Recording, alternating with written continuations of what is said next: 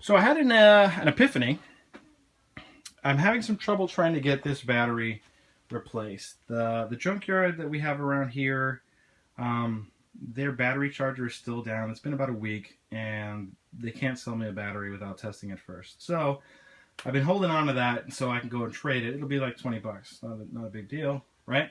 But in the meantime, I thought, well, hold on. This is a 12-volt battery. Now, it's only, what, 290 cranking amps? The Z needs about, well, the factory battery, I think, for the non-convertible is 575 cranking amps, but it's been going through, this is the second reconditioning, and if you see the voltage, 13.4, so it's doing really good. I popped the caps earlier. There's one or two plates that have a little bit of the brown stuff, just a little bit, not a big deal. The rest of them are nice and clean, so I think it's a good battery. My thoughts are, if I can put this in and at least get the ECU up, I have a cable that I can plug into the OBD port. I may be able to get some diagnostic codes, maybe read some other sensors, and see if anything else is wrong that the ECU can report, or to see if it can even crank the car over. So we're going to disconnect this now. We're going to go try it. So I connected the, I left the car sitting for about, maybe about 4 or 5 days with the headlights on, hoping to drain whatever current was in there. And as you can see, or whatever voltage was left, it's down to 0. Before I was getting some like weird half voltage or whatever. So I'm going to go ahead and connect the battery with the jumpers and see what happens. Alright, battery's connected. And I forgot, trying to troubleshoot this thing, I took out some of the fuses, 2 fuses for the audio, and I thought I took out one more, but I guess not. So anyway, I took out the fuses. Hey, that's cool. Yeah. And here she is, she's plugged up. So, let's see how she does. Okay, so let's give it a shot, see if she turns over.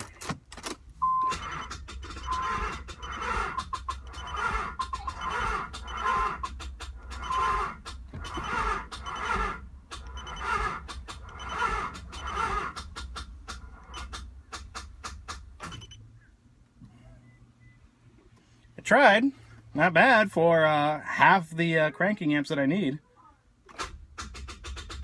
Yeah, that's all she's got. Well, after trying to crank it a few times, looks like we dropped about 1.1 volts, but you know it doesn't have enough power to finish it. So, but at least I know I can power the system. And next thing I'm going to try is get my laptop ready and run the diagnostic software on it. I have this cable here. Let me show you.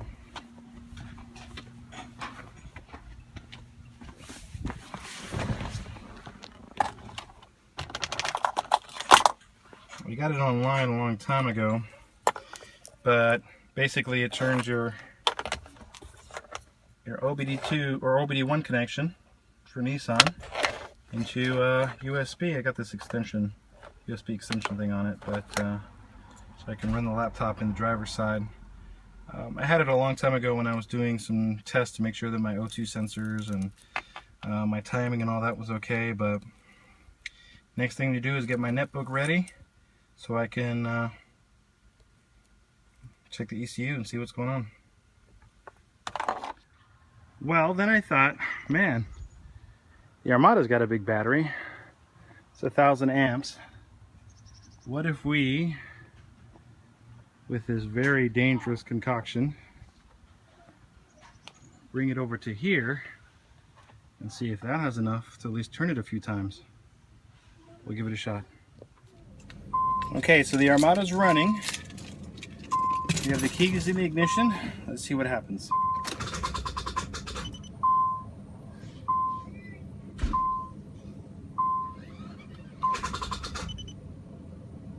I would think that would work.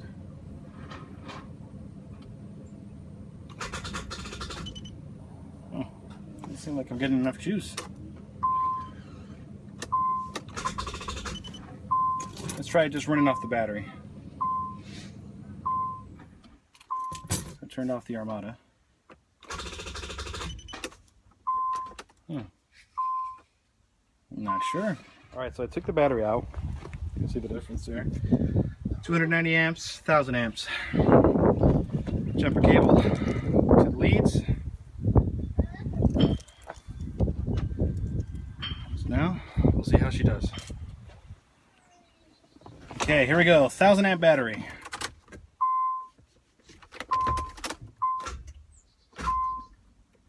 Could I have a bad starter?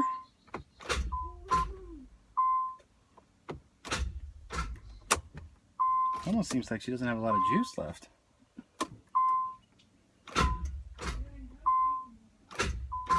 I'm going to try different jumper cables. Okay, second set of jumper cables.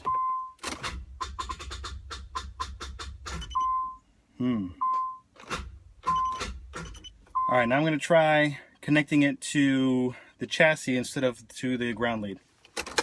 Okay, I plugged it in and I actually saw sparks, which is, I guess, normally good. Let's see.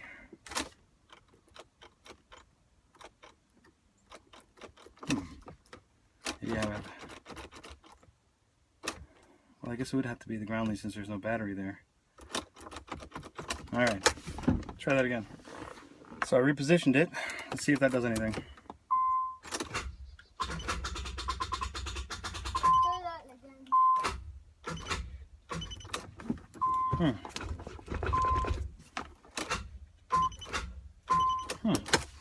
Let's try another set of jumper cables.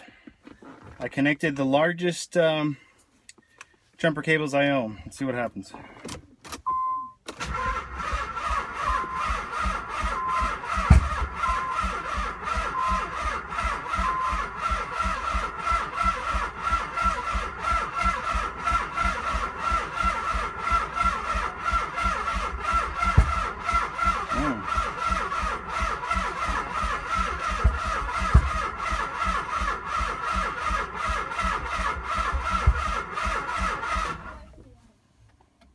It's trying.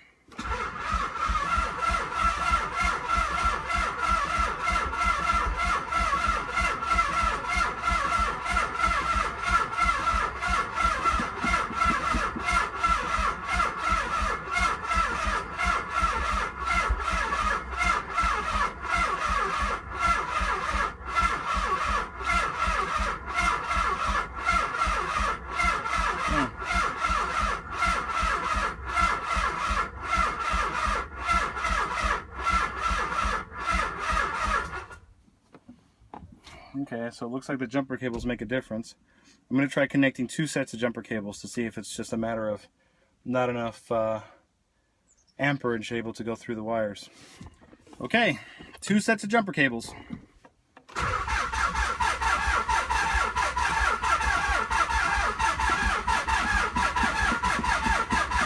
That made a difference.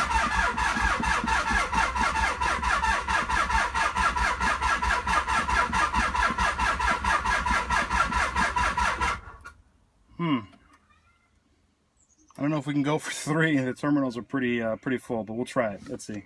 Okay, 3 sets of jumper cables. Let's see what happens.